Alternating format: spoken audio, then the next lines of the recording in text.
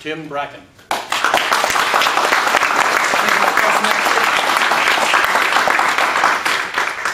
Greetings, fellow Toastmasters and honored guests. As children grow up, we have nicknames. We watched the Olympics here not too long ago. One of the snowboarders won the Olympics. Had a long red hair. They called him the Flying Tomato. As kids, we had nicknames. There's some good friends of mine. Buddy, his nickname was Stinky Feet. The reason he was Stinky Feet, he got that reputation. He's laid down one night, he kicked off his shoes and not realizing his shoes had flipped, had fallen, and landed next to his hamster cage, Squeaky. Got up the next morning, Squeaky was dead. Another friend of mine, Donald. Now, Donald's nickname was Firebug because that's exactly what he was.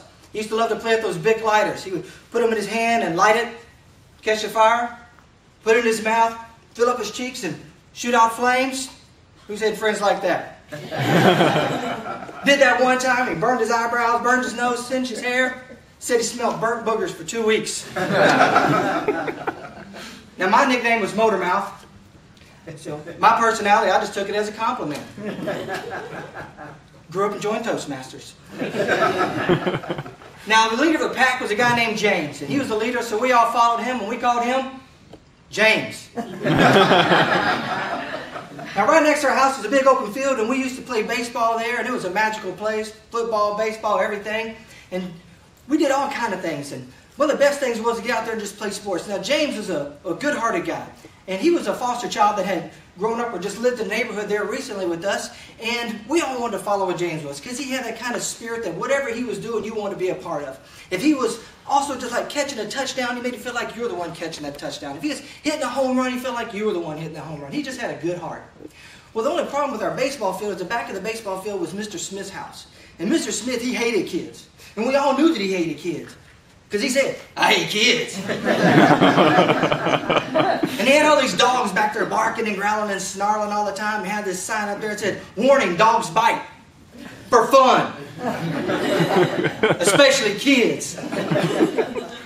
So, many times we had things go over the fence and it was lost. Well, late one summer evening, we're sitting there playing baseball, and James could hit that ball hard. He was a little bit older than us, but he was the one who could run the fastest, jump the highest, and throw the farthest. And one time he hit that ball so hard, he knocked the cover clean off of it. Cover went one way, and string went the other way.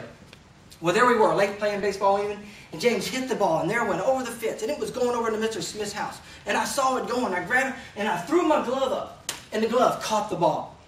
But unfortunately, the power and the velocity threw it on over into Mr. Smith's yard. It's like, oh, what are you going to do? I got to get that glove back. It's not mine. It's my brother's. It's borrowed. You see, my brother, he was underage, but he still had a job. There was an orderly down the street at a nursing home that paid him to wash the bedpans. So I had to get that glove back. So they were, said, okay, James said, Stinky Feet, give me one of your shoes. He took the shoe, threw it over the fence. The dogs, they smelled it, knocked them straight out.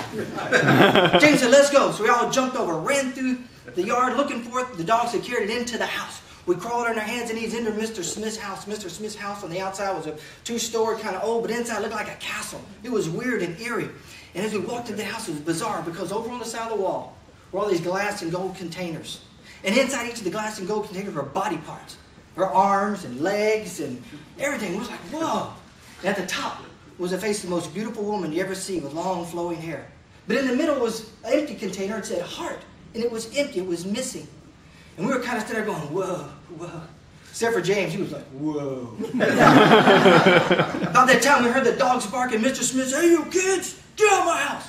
We freaked out. We didn't know what to do. So we ran up the stairs, up to the first flight, up to the second flight, up onto the stairs. And about that time, it started getting slippery. And James said, quick, go, go, go. And we started sliding down the roof, one at a time. First Donald, then Buddy, then me and James. And that was going. We all jumped over. But James, he slipped. He didn't quite make it. And the dogs, they got him. We panicked. We ran. We took off. And we were back around on the other side of the house, and at night we were freaking out. We didn't know what to do. All of a sudden, the fire engine started going by. We started looking. We jumped on our bikes, and we pat around and found out that Mr. Smith's house had caught on fire and had burned to the ground by the time we got there. We were in a panic. We were looking. We couldn't see what was going on. And there we saw Mr. Smith. He was standing there with his arms crossed, and he was talking to the police, kind of shaking his head. He looked over at us, and he kind of sneered a little bit. And then out of the darkness, this lady walked up to Mr. Smith.